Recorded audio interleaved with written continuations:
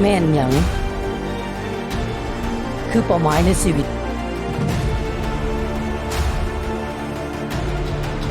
เฮาเฮ็ดได้ดีส่ำใดเฮ็ดได้หลายพอหรือยังเมื่อยบ่ท้อบ่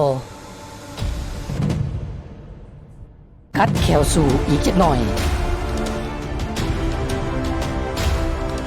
เกิดเป็นคนมันต้องสู้เจ็บปวด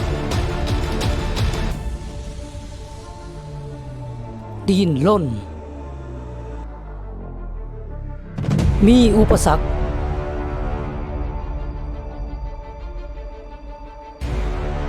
พักได้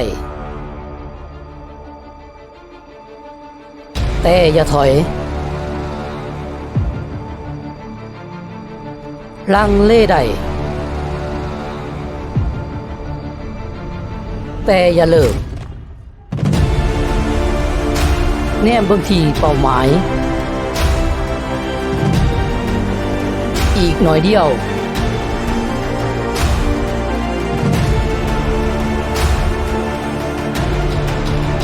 มันบ่ง่าย